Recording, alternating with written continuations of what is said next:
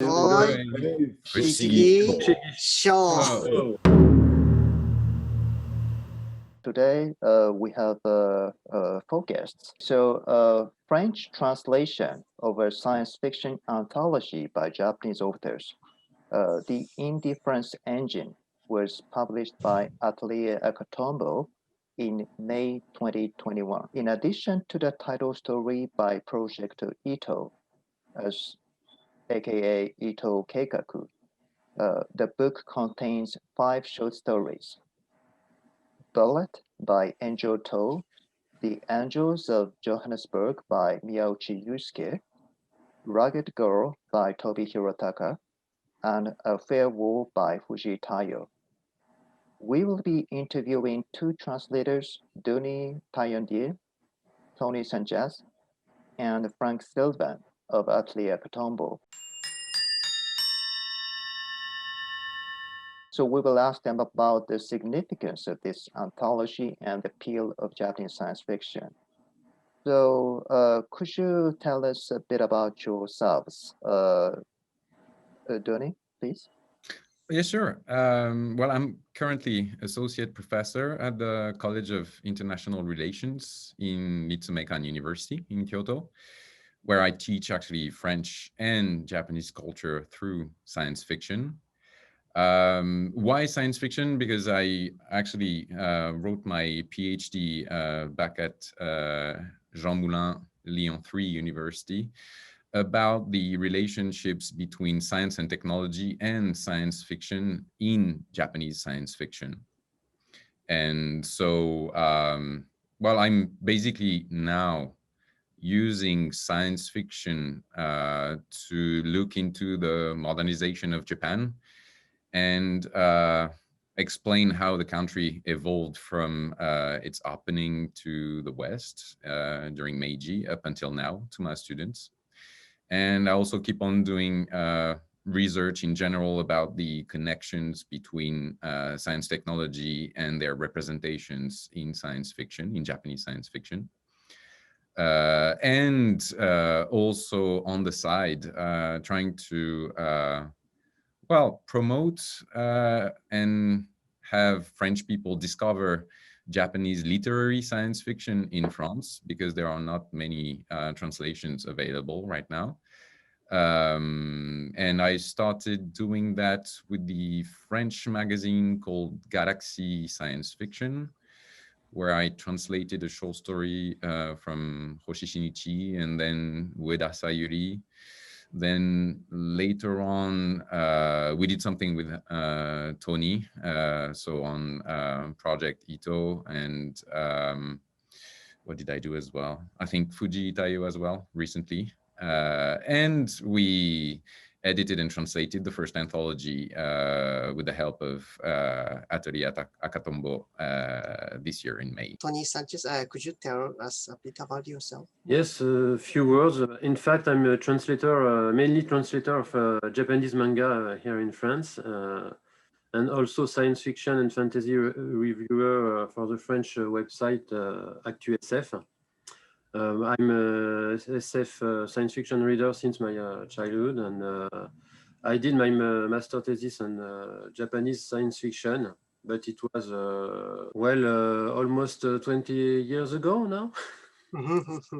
And I want to promote Japanese science fiction in France too, and so we met with Denis a few years ago now, and maybe it's the beginning now. Okay, thank you very much. So then I want to ask about the project. So how did you join the project of this anthology, Denis and Tony? Well, actually, the first thing was, I think we worked together. I got to meet Tony through a Japanese professor who's working on French science fiction. Well, science fiction in general, but mainly French science fiction, called Niijima Sensei. Yes. Working at Keio University. And I think that a while ago, I had seen Tony's translation in Submarine. Yellow Submarine. Yeah. And I knew his name basically, but we had never met. And I think I talked with Nijima Sensei a few years ago, and he told me, yeah, well, I know this guy in France who's also working on Japanese science fiction. Maybe it would be nice to meet and do something together. And so I contacted him for a project on Galaxy Science Fiction, the magazine. And so I had translated Hoshinichi, and I had written like small essays on Japanese science fiction. And then Galaxy Science Fiction asked me whether we could do something on Japanese science fiction, a big issue on that. And so that's when I think I first contacted Tony, so that we could do something together on that special issue. So that's when he actually first translated Itoh Keikaku's The Indifference Engine. And when I translated with Asayuri, that was Fin and Claw, Uobune Kemonobune. So that's how we met. And I will let Tony actually add on that. Well, in fact, Denis told us of the thing. I just want to precise that I was in Japan, in fact, between 2003 and 2008. And I knew I could meet Nijima Sensei through Morishita Katsuhito. And thanks to him, in fact, I could enter into a little bit into the Japanese science fiction world. And so I have translated Yamamoto Hiroshi work, Medusa no Juman. And Denis could read it, and so, well, we met together later through Nijima Sensei. Okay, well, thank you. Well, I was briefly offline, but I'm back now. So I believe this is a really remarkable book in some respects, but could you tell us, Denis, what is the significance of the book? I think the significance of the book is that it presents various contemporary authors of Japanese science fiction to the French readership, basically. Because up until now, there were some translations.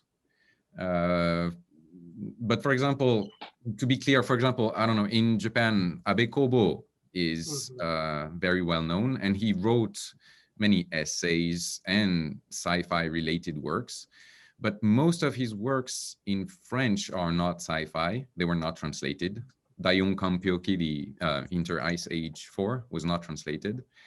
I think that Komatsu Sakyo Nihon Chinbotsu, the Submersion of Japan, was translated quite a while ago, actually, soon after it was released in Japan. But then the book became unavailable, and they reprinted the translation a few years ago, if I'm not mistaken. But apart from that, and apart from works that were actually translated in connection to the popularity of anime and manga in France, there are almost no literary works of science fiction translated. So this anthology is actually a way to bring to the French audience, the French readers, an idea of what is going on right now in Japan in the 21st century. Thank you. Yeah. So I want to ask you about what are the characteristics of Japanese science fiction authors in this book? So you say it's about the recent trend of the Japanese authors. So could you explain more about Actually, to be honest, this one we have, I mean, Tony and I, because I mean, we really work together. We have to thank Franck from Atelier Akatombo for that. Now, really, because at first, Tony and me, the first idea for us was to actually try, which was impossible now that I think of it, try to give an overview of Japanese science fiction, but you know, it's actually quite impossible in one single anthology, unless we publish something around like 4,000 pages, to give an idea, an overlook of Japanese science fiction in general. And so when we met with Franck, we talked together and he was like, yeah, that'd be really much better if you could like narrow it down to a precise idea. And that's when we talked about, okay, let's actually provide an idea of what's going on now in 21st century Japan in terms of science fiction. And well, on that point, I actually used a little bit in a different context what the chief editor of SF magazine, Shiozawa-san, used. He talked about the Jisedai Gata Sakka, Right. so the writers of the first decade of 2000. And he used the term in science fiction, in SF magazine, he used the term of real fiction. But he did not really give a very precise definition of it. I think it was used to promote like a young generation of talents who were born in the 70s.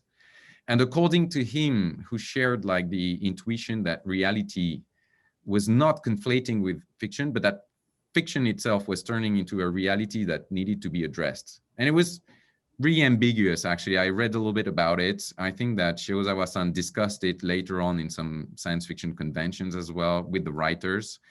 And so usually, I think Ogawa Isui, Ubuka Tato, Kitano Yusaku, Nojiri Hosuke, Sakurazaka Hiroshi as well, maybe Hase Satoshi at the end, were a little bit related to this label that was used more to promote new writers.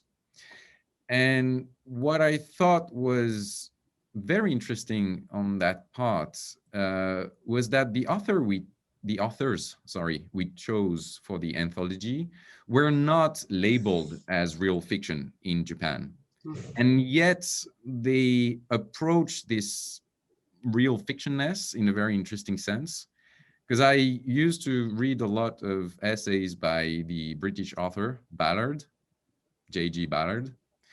And he used many times the word real fiction for his own fiction.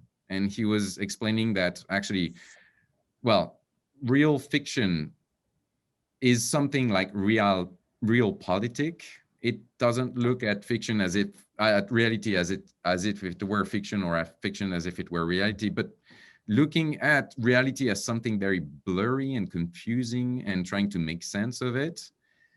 And I think that all the works we chose for the anthology actually relate a lot to Ballard's vision of real fiction. And I don't know whether Shiozawa-san was mentioning Ballard at all when he thought about this real fiction label, but I think it makes a lot of sense with the authors we chose.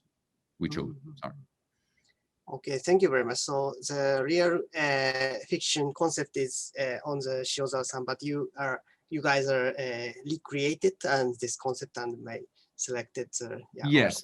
Yes, a little bit. Because the other thing, maybe Tony can talk about it, because the other thing we wanted to have was like authors that were popular and also renowned for the quality of their works. Yes, the literary part of the works was really important for us. I mean, it's not only about science fiction, but the text itself, the quality of the story and the words used, and so on. So the literary part was really important for us also.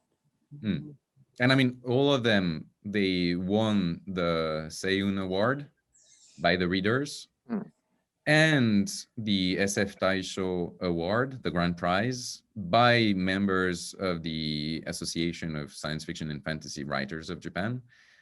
So they're all known for the quality, the literary quality of their works, and they were all very popular among readers as well. So I thought that was also important for the choice. Well, you kind of answered the next question in a way.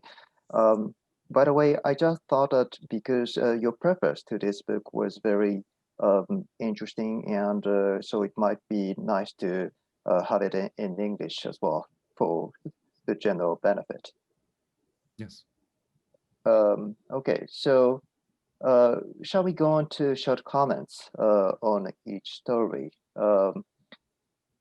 Well, the time is somewhat limited. Maybe so we just have time for brief description or some short comments. But okay, let's start with the so Ballad and Fair War are translated into English as well. The title story, The Indifference Engine by Project Itoh, is about the struggle of an African boy soldier haunted by his memories of war. Could you comment on this short story, Tony or Denis? Oh, Tony is the translator, so. The Indifference Engine? Okay. Yeah. Well, it's, I mean, just few words because I don't want to spoil the story too much, but for me, it's a great story, pretty sad, and it doesn't show the best part of humanity in a kind of way, but it's a really what's interesting in this text is the relation between the characters and the way the main character work on this world, in fact, and the way the world doesn't change so much around him. And in fact, this story that deeply moves me, in fact. So, but I don't want to say much because it will become a spoiler. So yeah, spoiler. No spoiler on here. Yes, of course. Yes. But it's a great text for me, and it's a good thing that this text begins the anthology. So thank you very much. So then next, I want to ask about the Ballad by ENJOE Toh. I think it's included in a collection of short stories and self-reference engine. So this story is short, and you can read the whole story in English in the sampler of the collection of Amazon.com. So it is about two boys and girls who are affected by the reverse timeline. So please give us any comment on this story, and I want to know how the ENJOE Toh is accepted in the foreign people. Yeah. We don't know yet. I think there were some comments already from bloggers who read the book in France. And usually the feedback was rather good, even on this one, because like this one is really, it's turning everything upside down. It's a little bit crazy. Like it really starts with like this young girl firing bullets for no reasons, apparently. And it's the very beginning, so I'm not spoiling everything. And then the narrator's friend explains that she's actually maybe trying to shoot at someone in the future who already actually shot her in the head, and she has a bullet in the head. And so she's trying to kill him or her before he or she fires on her from the future. So it's, I mean, like, any science fiction stories involving time, it seems not to make sense, or the narrator tries to make sense of it, but acknowledges every time when there are some digressions, he's talking to himself or explaining things a little bit, where it's like, well, if we have that hypothesis, then it leads to that conclusion, but then it's weird. It cannot work like that because, and then you're back in a loop again. So it's a very confusing story, but I think the main point of it is that it's super fun. I mean, it's young kids having like a triangle love affair with this supposedly crazy girl, etc. involving a huge problem in time and space. And the short story is part of a bigger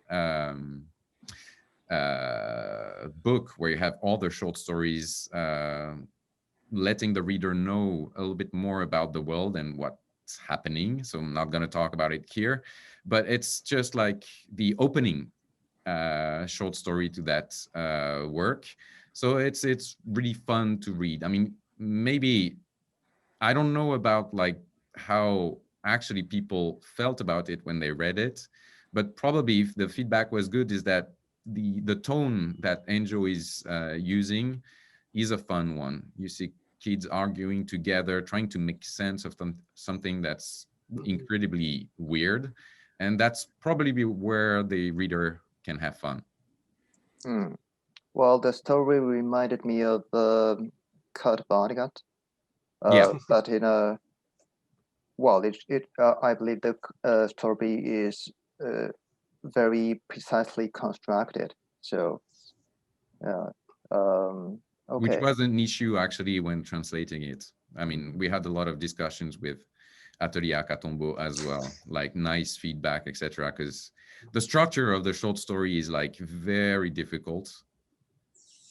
You have parts written in the present tense for the first half of it. And then, and I'm not spoiling everything, but at some point something happens, and then all of a sudden you have the past being used. So it's very difficult to actually to make it work in French. That was hard.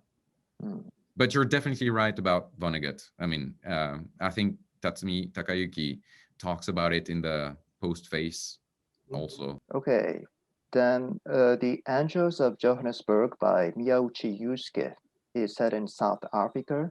Of course, the story revolves around an outlaw boy and his involvement with androids. Any comment? Should I go here as well? Denis, please. Yes. Okay. All right. Well, this one actually reminds me a little bit of the Indifference Engine, to be honest.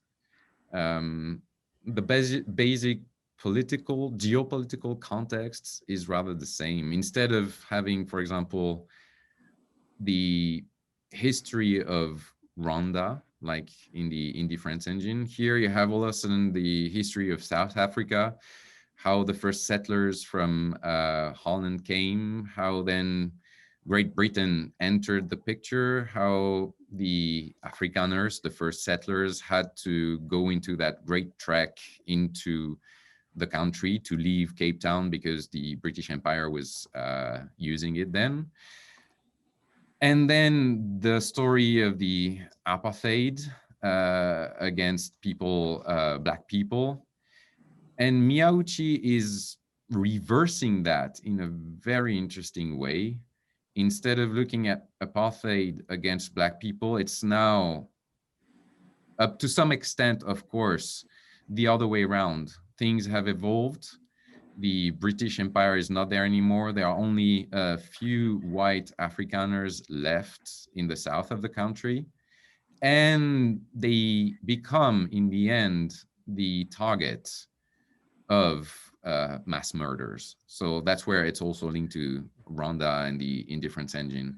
And so I'm not going to spoil it, but it's very interesting to see how he's using the geopolitical context of a country very different from Japan. I mean, it's not talking about Japan. To look into, well, just like in the Indifference Engine, what is human identity? What kind of problems do you have after colonialism? What is left for people to do? How do you gather different ethnical groups? How do you deal with angers from both sides? And you had a little twist of some gynoids made by a big Japanese company, reminiscent a lot of the Bishoujo and this kind of stuff. And you have a very powerful and interesting blend in one single short story.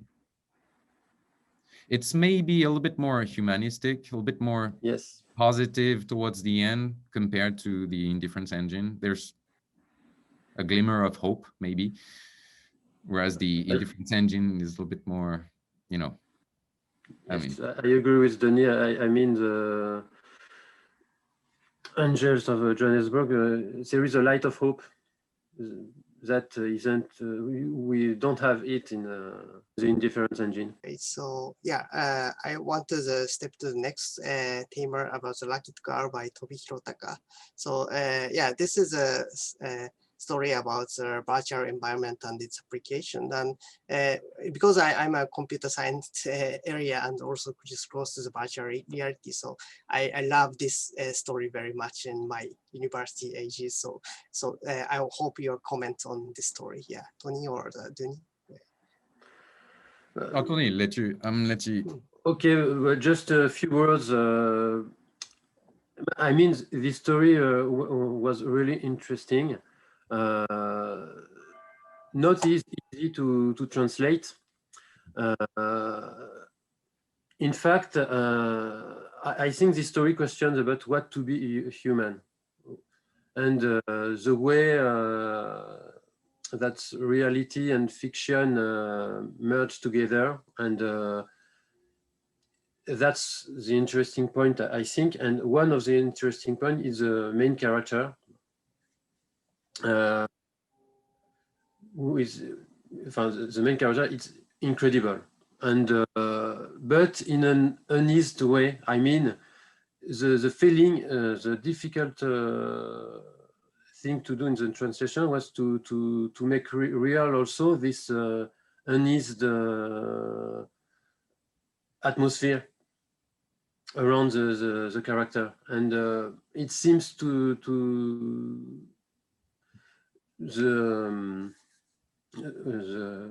les retours qu'on a eu des blogueurs, comment on peut dire. The feedback from the bloggers. The feedback from the blogger. The blogger also feels that strange atmosphere. So maybe if they could feel that, the translation, I think maybe it's not so bad, in fact. So, and it was in this, when I read it in Japanese, in fact, it was that point, this the strange, weird feeling during all the story. Maybe Denis could explain that better than me. No, that I completely agree with Tony. I don't know what you specifically liked about it, Osawa Sensei, but yes. So there's so much. Yeah, is it possible to say it in without avoiding a spoiler? So, but I think it's, yeah, as a character, yeah, the main character drawing, and also how the technology is related, and some risks and is drawing on here, and also, yeah, it is connected to his the life work story about Grand Vagans, and yeah, that's a prequel. Is this spoiler? I think no, I don't think it's a spoiler, because I mean, this is super interesting, because if you're working on virtual environments, right? So, and I think that's also some researchers on the artificial intelligence also need to focus on his work, and it's very some unique point. And yeah, there's also some part of the, yeah, like Greg Egan is drawing like some cognitive science aspect of the human, but TOBI Hirotaka is drawing it in the different aspect of way. So I think it's yeah. No, I do agree, because like to me, I don't know whether it was that you found very interesting, but there were like, for me, two things. Like I wrote a big article on TOBI Hirotaka and his work, and the first is like how he actually deals with issues related to virtual reality by not using the usual motifs or images that you can find, for example, in cyberpunk or like very advanced technology type of setting in science fiction. But he does that by bringing it back into literature. It's like drawing a parallel between virtual worlds and a book, like as if you were reading a book and the protagonists in the book are actually virtual avatars, and you're just the operating system when you're reading the book that brings them into life or death, basically, but I don't want to spoil. And so this idea to me like is very important for Toby. It's a masterpiece on that side. And the second one to me was just like, you know, how basically it's not a spoiler, right? In the short story, he shows how this Professor Drahos, this engineer slash scientist slash philosopher slash anything, how he devises this virtual world where he can send people through avatars, but they're not consciously themselves going into virtual worlds. They're sending avatars, and those avatars are having real life experiences without the actual human being aware of it. And they have to come back from the world and being played back within the brain of the actual human, so that like those memories will transfer, etc. And when those memory transfer, then the avatars are shredded to bits and they die. And Toby is always like very cruel, very sadistic when it comes to his protagonist. I mean, that's why I'm agreeing with Tony. Like when you read it, it's like it's hard sometimes because you see like a lot of cruelty, and I think that's something he actually strives for. I mean, that's his point in writing science fiction. So now this short story is a masterpiece. Yeah, this kind of the Toby's avatar idea is very close, actually very close to the some the research ideas that we can make another life by using the avatars, and it might be experiences downloadable on here. But yeah, the Toby is also noting the some kind of ethical problem on the background on here, and I love the his kind of the viewpoints. But I think it might be too much to talk about Toby, so maybe shift to the next. Yashima-san, お願いします. Please, Yashima-san. Okay, the next story is A Fair War by FUJII Taiyo. It's included in an anthology, Science Fiction 2016. It is about a futuristic war in China. It is fought with drones. Any comment? This one I chose very early during the project, just because I've talked a lot to FUJII Taiyo. We exchanged a lot. He's very international, like we've seen each other in many conventions here and there. I really enjoyed his first novel, Gene Mapper.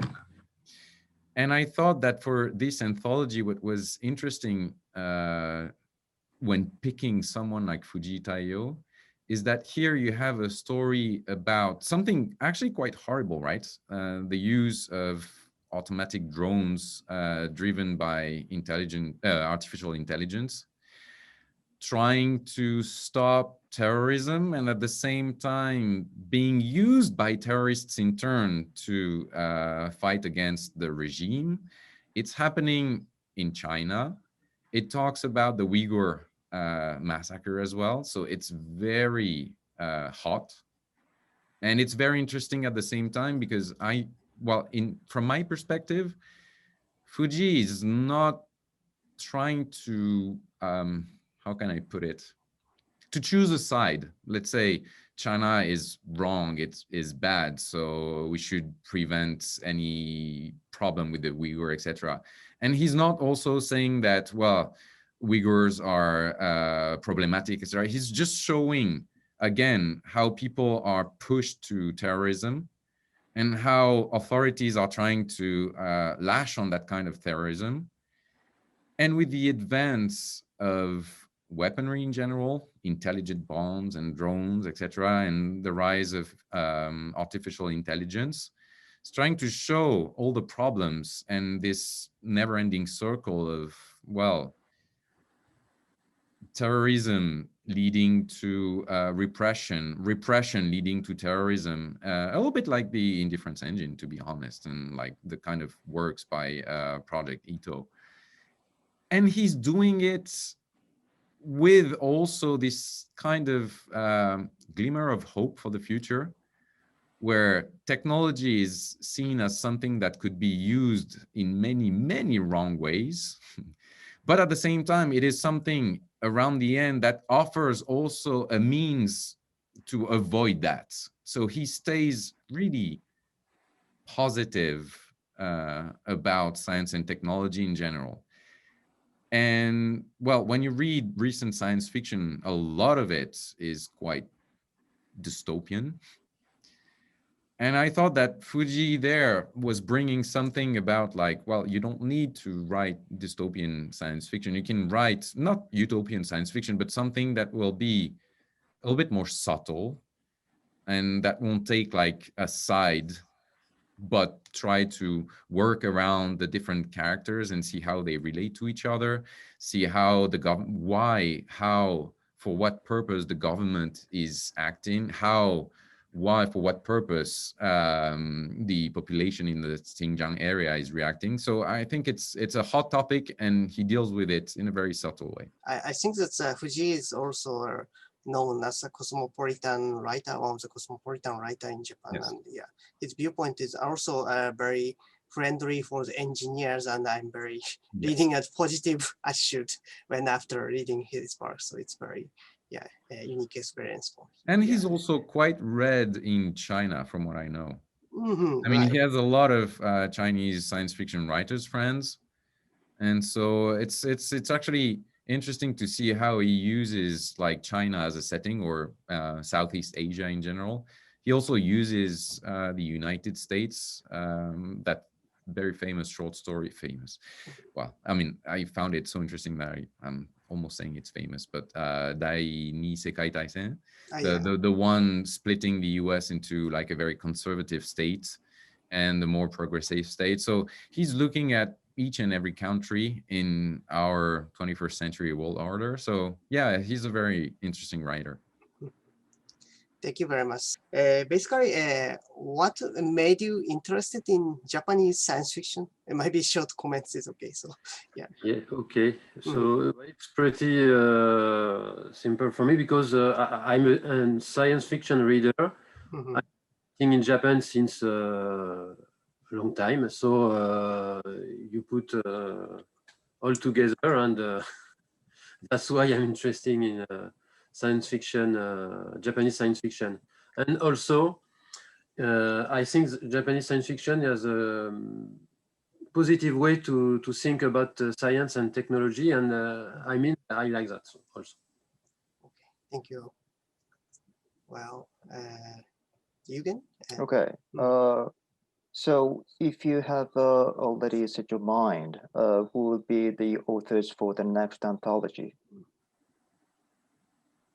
Well, we discussed already with Tony. To be honest, one thing that came out of, well, some feedback from the readers in France was like, why isn't there any female author in the anthology?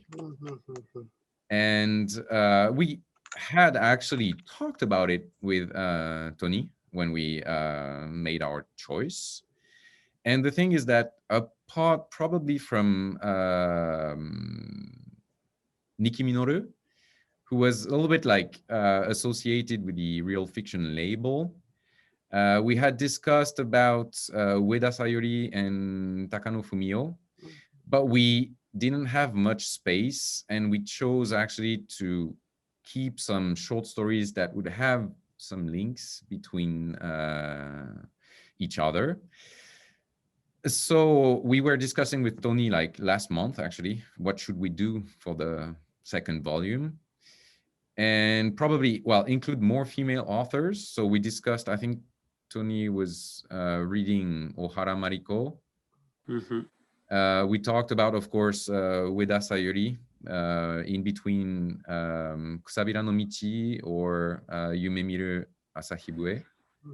But we're not sure yet. As far as Ohara Mariko is concerned, we thought about shoujo. It's quite an old one, actually, but it's still very contemporary. and deals with gender issues, etc. So this one, or maybe Ginga Network de Uta o Tatteru Kujira. So we have to go through it again. So Takano Fumio, of course, Konezumi to Doutei no Fukatsu shita onna, or maybe Jinkochi no Gakai, Funauta. So it was released in the short story, the compendium we released for the AI Gakkai. So this one could be interesting. And I think Tony had other ideas as well. So as well, but not only female authors, but much more also. But I like this part also. Is the literary part, the way the words are used, and I was thinking about Hiroshi Yamamoto, Medusa again. It was translated a few years ago in French, but not. It's in a little. In a book, I think. Avec peu de lecteurs. Few people read the book. Few people read it, but it's. So I mean, it could be great to see it again. And Hiraya Yoshiki also. In fact, it was his book I studied in my master thesis, and I think it's an interesting way. The way il mélange les genres. He mixes different genres together. He mixes different genres together, and I think it's interesting too. But for example, and we have also to think about the anthology in global, and so maybe these stories won't be in the final choice. It will depend on every text and the way we can have a kind of fil rouge, je sais pas comment dire. Yeah, some linking thread between the short stories. Yeah, that's it. And we are we are thinking about it now.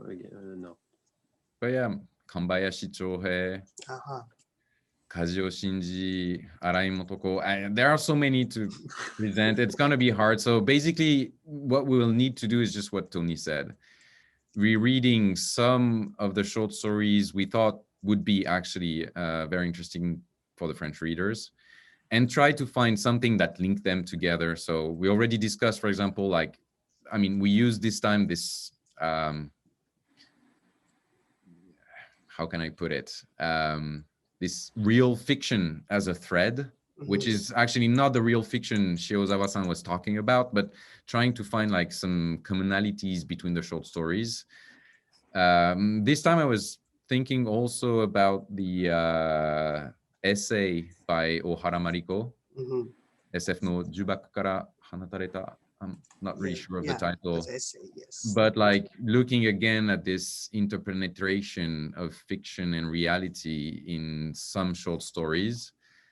So if we look at the short stories through that essay, maybe it will be easier for us to actually define those we're going to keep. Okay, so thank you very much. So, Yashima-san, I think that we don't have not so much time. So, so I think we need to skip to the Frank the interviews. So, what should we do? Frank, do you have time after this, or? Yeah, I have plenty of time. It's lunchtime here, and so that's okay. My time is free.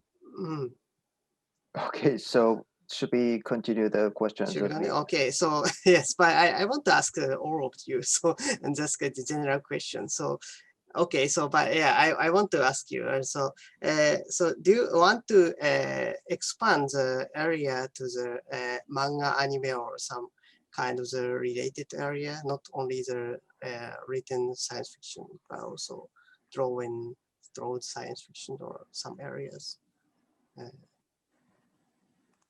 I think Frank can answer here, because Atelier Akatombo has already published a manga. Well, thank you very much. Yeah, we are interested in the manga format, but probably because we're still a very small institution, probably more one-off mangas than long series, because long series we are in competition with the big houses and that's a bit difficult. But one-off manga, I think we're very much interested, yes. We just published a manga about by Moriizumi, a mangaka in Japan, which is a novel of a short story by Murakami Haruki, and also 1984 by George Orwell. Yeah, I also read it, and that's a very good one. Yes. Yeah. Okay. So, Yashima-san. Okay, so this is a rather general question, but what are the unique aspects of Japanese science fiction? I'm sure you must have read tons of Japanese science fiction. So for anything that you have extracted as unique aspects, if you can say any, Duni or Tony? It's a difficult question. I'm not sure there is a unique science fiction, Japanese science fiction way to write stories or to. There is a Japanese sensibility, I think, around the way to consider the world and how it's going on around that. But for myself, when I read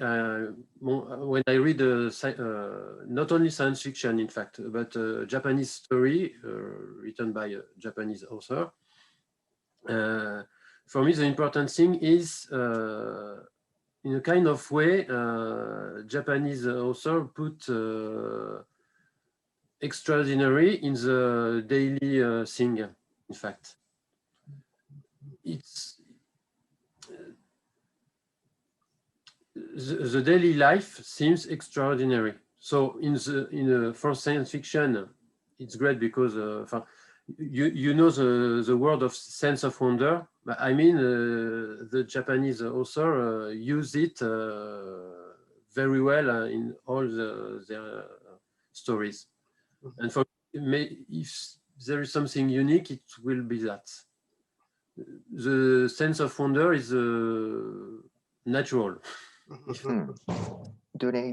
the way I feel the thing, but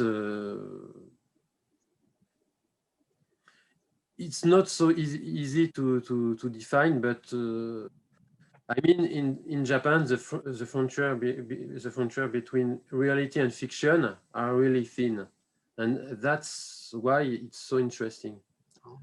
In France, I think maybe in literature and so on, the frontier is clear.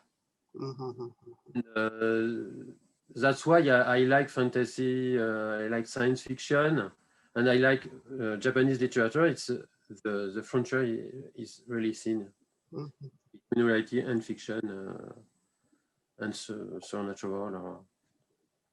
So. Thank you, Tony. Tony, can I have a brief take from you? I do agree. I don't think there is like a specificity of Japanese science fiction in general. I mean, it's impossible. When I started reading actually Japanese science fiction, I remember clearly it was like the three big ones, like Hoshi Shinichi, Tsutsuya Asataka, and Komatsu Sakyo. They have such a different style from one another. They're dealing with like different issues. They're going from hardcore science fiction to speculative fiction, new wave science fiction, cyberpunk. I mean, the science fiction in itself actually developed around, the end of the 19th century. If we want to put a date, I know it's not definite, and it's people would scream at me for choosing that date, and some would say it goes way before that, and myth and stuff like that are related to science fiction. But if you look at the development of modern science fiction, there is a big intertextual play between texts, and you find that in French, American, British, European, Russian, Japanese, Chinese science fiction as well. So it's very difficult for me to pinpoint like some specific elements of Japanese science fiction. I would be unable to answer that. Yeah, that's I think I agree. So because Japanese science fiction is also diverse, and every kind of science fiction is more diverse, and according to the authors, So yeah, and I very agree on it. So I think it's maybe a question from me. And could you tell us key factors about the important difference in translation between French and Japanese culture? So maybe I already hear about how ENJOE Toh's novel is translated by so sophisticated past tense and kind of tense modification. But is there any other key factors or important point for translation in French culture? I think the point is to the final reader, the French, in this case, has to read, to receive the text as if it was French at the beginning. It's the ideal point, but if you can do that, I think the translation is okay. The problem with Japanese and French or Japanese, I think it's almost the same. It's that it's two different languages with no relation. The words, the way the words come, the way they are used, or so on. It's completely different. But you have to maintain the story, the spirit, or the way the authors want the thing. So it's, I mean, translation, it's a treason at first. You cannot make all the same. But if I spoke, I told about zut, j'ai oublié le. A few minutes ago, I told about the text of TOBI, and if the French reader can feel the read thing of the text, it's okay, even if it's not completely the same, and it cannot be anyway. So the point is, you have to. The final reader has to receive it as if it is its own language. Thank you very much. Yes. So, yeah, Yashima-san. That was a final question from our side. But would you like? So this comes to an end for this interview. But Dooney and Tony, would you like to say final words? Oh, we're very grateful actually that you decided to do an interview about this anthology. I mean, it's in English, but the book is in French, published in France. But it's a nice way of showing that actually it's not just American science fiction or British science fiction that is being exported elsewhere. I mean, it's actually quite important, I think, to have translation of, well, any type of course, world science fiction into languages that are not English, even though we're talking in English, and it's always a language that helps connect people from various backgrounds, etc. But if you talk to the readers in France, and I think that was one of the feedback as well from the readers, was that, for example, like, well, that's weird. I mean, it's Japanese science fiction. I mean, where are the mecha? Where are the samurai? It's not happening in Japan. There's no sakura. There's nothing Japanese, basically. And so it's actually important to show in many different languages that like the kind of like images or motifs, tropes that you can find in Anglo-American science fiction, for example, it's not just that you have a very diverse production of sci-fi works. And it's important to, well, get readers from around the world discover them, not just like in English. Yeah, I'm very agree about this, and I'm sorry that I can't speak French, so no, that's very fine. Interview become English, but yes, I hope to do it. So, and I think it's yeah, these kinds of two language direct translation is very important work, and yeah, there is not only the Anglo-Saxon English word, but also the kind of diverse word is in here. So yeah, we want to advertise these kind of things. Yeah. So Tony. Yes, thank you very much for this invitation and this exchange around about translation and works about Japanese science fiction works, but in other parts of the world. Thank you very much for that. And I hope we could do a second anthology and discuss around that also next time, and this time I hope I could I think I would have I will have the time to improve my English also in order to be more fluent, and but so I could also express better what I want to say. But thank you very much for the invitation, and maybe next time in French. Yeah, I hope so. After the COVID-19, so I hope to visit again in French. Yes, well, I really hope. Yeah. Thank you very much, Denis and Tony. Thank you. Thank you. So I think that we will shift to the next interview to Frank and Manon, we pretend that this is the end of the session. So then, yes, next interview. So for this episode, we talk with Frank Sylvain of Atelier Akatombo and also Manon Baujean and Atelier Akatombo. It is a publisher of the Indifference Engine, an anthology of 5 Japanese science fiction stories translated from Japanese to French. Yes, so Yashima-san. Yeah, so could you tell us about you and Atelier Akatombo, Frank? Well, first I would like to thank all the participants for their presence and for the invitation. Basically, by training, I'm a mathematician, but when I finished my mathematics studies, then it was a bit difficult to find a research job in university, so I went into banking. And I was also doing martial arts for some reason. So at some point around 1990, at the end of the bubble in Tokyo, I landed in Tokyo from France without speaking any Japanese, but with a relationship with Kendo dojos in Shimotakaido near Tokyo.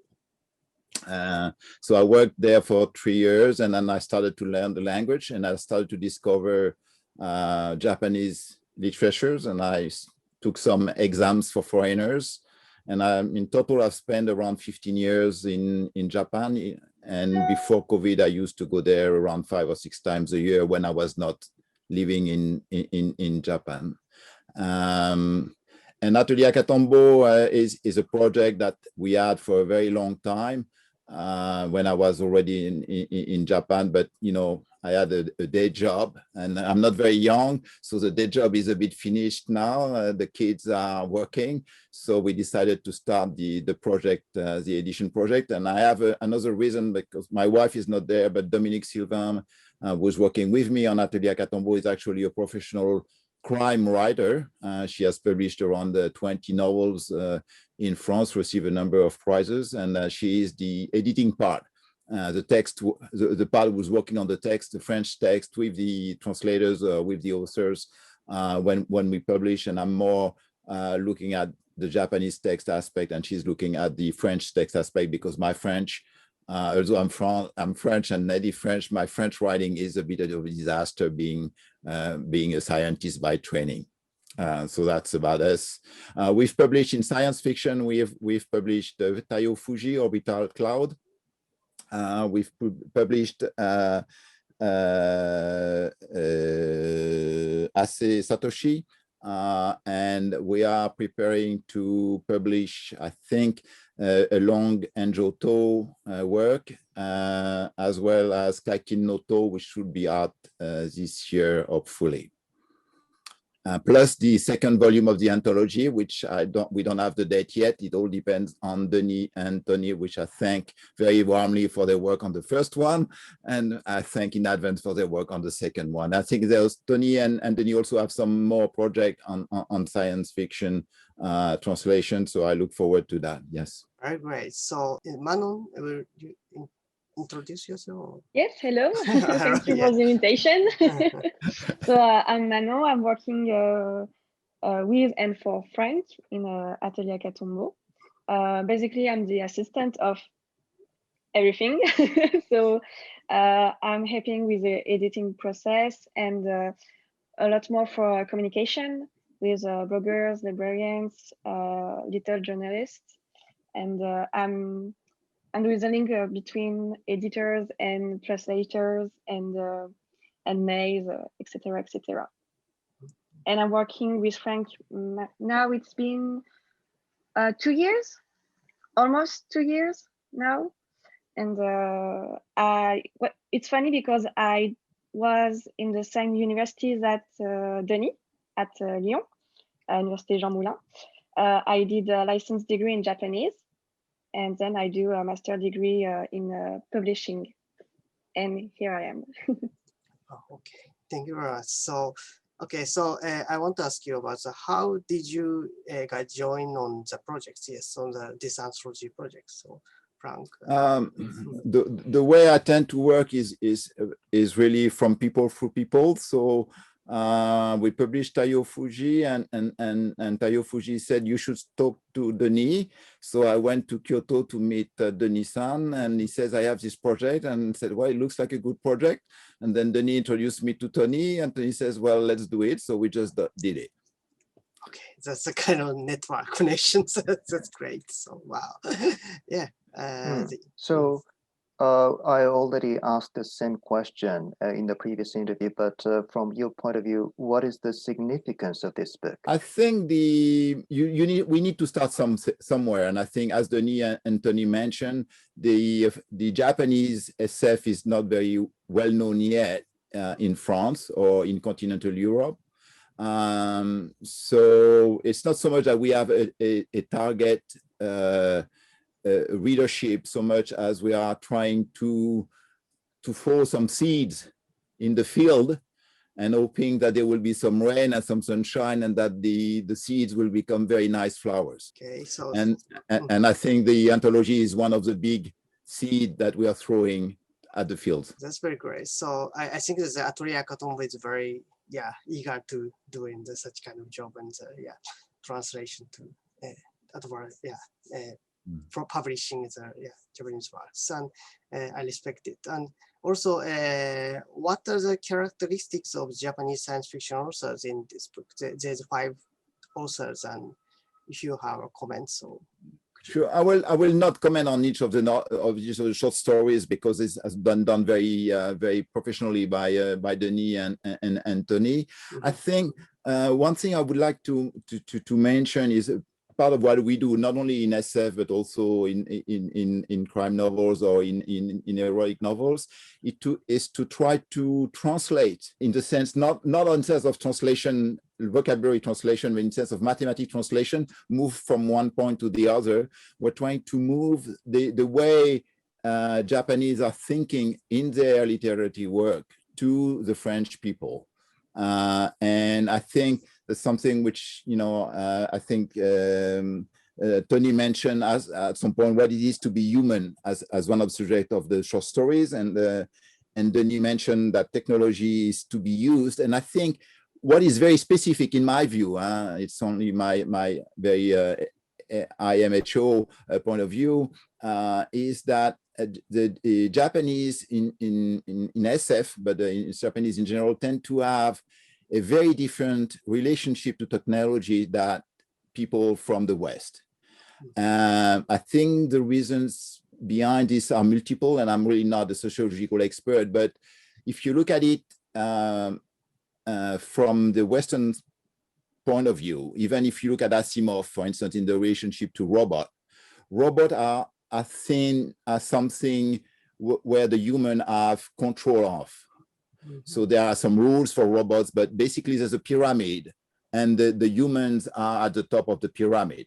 And when you look at the short story of FUJII Taiyo in the anthology, which is about the use of technology by the Chinese government, you also have a situation where the top of the pyramid is, let's say, the Communist Party or the government, and technology is just a tool below that triangle. But actually, what I find interesting in very often in Japan is that the view is much more that humans are part of technology, or technology is part of human. So instead of being a triangular relationship with technology, it's more that humans are part of a wider ensemble, of which technology, robots, machines are one part. And if you look at the novel of Ase Satoshi, this story is for you, Konomonogatari. We have an hybridation between the woman character and the machine. So there is not a situation where the woman character is trying to control the machine, or the machine trying to control the human character. It's very much the woman becoming a kind of a hybrid machine human. And that's doable because the relationship of the Japanese population to robots is much easier than the relationship of, for instance, French populations to robots. If you introduce a robot in a French setting, whether it's a French company, a French factory, or a French society, then it's creating a fear because of this will to always have the human at the top of the pyramid. While if you introduce a robot in an airport as an assistant to help people around in Japan, then people find it helpful and don't have any fear relationship with the robot. And I think that's the lesson, the message I think that the Japanese superstructure can send to the rest of the world. And I think it's very interesting in the SF side. I think your observation is very interesting, and I have a hypothesis on that. You see, in Japan, because of the influence of the Buddhism, the relationship between humans and animals are a lot closer than in the traditional Christian Western thinking, and that might be one of the reasons why humans and robots are also close. Well, that's just my idea, though. Do you have any ideas about the faces of these readers in terms of gender or age group, or any particular attributes that may have? I think the real interesting point in Japanese reader is that they are the largest readers of manga in the world. And the big question in France is actually how to transform those manga readers into novel readers at some point in their life. So what we're trying to do is to offer material books which are accessible to people who are coming from the manga environment. In that sense, an anthology, because it has short stories, is probably closer in terms of reading experience to what the people reading manga on a daily basis are reading, and that's one of our hope that we will be able to transform Japanese manga French readers into Japanese stories French readers in the long term. Apart from that, naturally, everyone who's a fan of SF, who's a fan of popular novels, or who's a fan of Japan, because a lot of our readers are actually fan of Japan for other cultural reasons. That's also part of the target. And hopefully we will hope that at some point, one of the books will become a mainstream book for the general public, irrespective of its origin in Japan. Great. So yeah, actually I hear that the French government is sending some ticket for the publishers and the young readers, and the most readers buy their mangas or that's tickets. So is that true? And I think yeah, there's been a program whereby you get around Goman if you verify certain characteristic, and the result of that was probably 70 or 80% of that was spent on translation of mangas. Yeah. But yeah, I think that this kind of huge of the people might be interested in science fiction, so that's very good. Yeah, hopefully, yeah, hopefully, yeah. Which is why I think what Osawa-san suggested about going into the direction of manga is something that we are very much interested. So any suggestion of interesting manga in the SF domain is very welcome. You can either talk to Denis or Tony directly or to myself, but feel free to send us ideas. This is something we're very interested in. So, and hopefully we would have probably the economics would be a little bit better for manga, so that would help us also help the translators. Yeah, I think so. Yeah, because there's a lot of mangas writers in Japan, and also love to read manga also, so I can introduce several writers. Please feel free to contact Denis and Tony or myself at any point of time with ideas. We're very interested. Yeah, and I think that one of the important points is that there's a lot of the female manga writers that can make a good science fiction.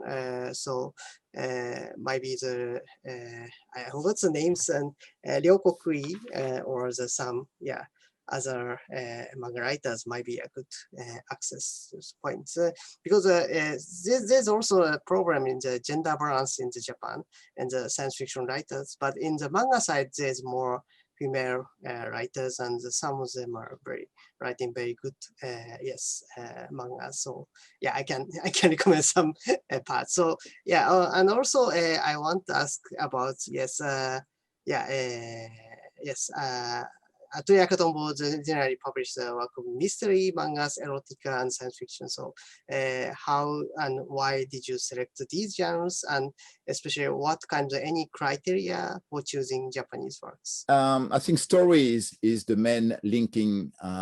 Even in even on the US side, someone like Asimov was writing crime novels as well as SF. He's more well known for his SF work, but he did write some mysteries. And I think even among the Japanese mystery writers, the importance when they were young of reading SF is very strong. I remember an interview with Assis Seishu, the crime writers, who mentioned that his favorite writer was Irai Kasumasa. So there also been some kind of bridges between crime novels and SF novel, and also there's a number of SF writers in Japan who have been writing erotica. So the link is there, which is basically if I want to say something, the link between SF, crime novel, erotica is that it is not Shisoshetsu. It's not about oneself, it's about something else. It's about other people, it's about other worlds, it's about fantasy. So people are not looking inside themselves, they're actually looking outside themselves. And sometimes creating the world but that they want to see outside. But it's very important that they're not looking inside and being very self-centered. They're actually outside-centered, if you want. And I think that's the key link between the different genres. Historically, my wife is a crime writer, so that's also explained that our first book was actually Matsumoto Seisho. So that explained the start, but then we widen the scope. It's interesting that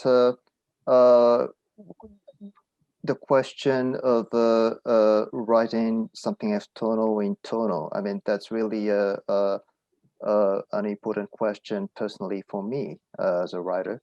Yeah, well, I wish we had more time to discuss it. But anyways, okay, so this concludes our interview, but Frank, would you like to say something? You know, I would like to thank, of course, yourself and Osawa-san, as well as Denis and Tony for the opportunity. We are always looking for ideas, so please feel free to send us ideas. Feel free to send us recommendations or book that you like. We will always look at it very seriously. I think I suspect Denis and Tony are probably more busy than I am, but I think our mails are always open for suggestions. That's great. So I think our channel also has a Discord channel now, so we can make some discussion in the Discord, and maybe some viewers of this video can join on this discussion and can recommend some of the new fictions, including mangas or the science fiction. Yes. Okay. Yeah, Manon, would you like to say something? Thank you for the invitation. Thank you for the discussion. It was very interesting. So maybe next time we can talk more about the second anthology, maybe. Yeah. Well, thank you very much, Frank and Manon. Thank you. Tony and Tony again. Thank you very much. Yep. Thank you. Thank you very much. So Thank you you. very much for the long interview, and we hope your health, keep your health, and take and go into the next anthology. Yes. Yeah. Thank you very much. Yeah. Thank you. Thank you very much. So you. we'll finish the interview. Yep. Bye. Bye-bye. Goodbye. Bye. Bye. Bye. Bye.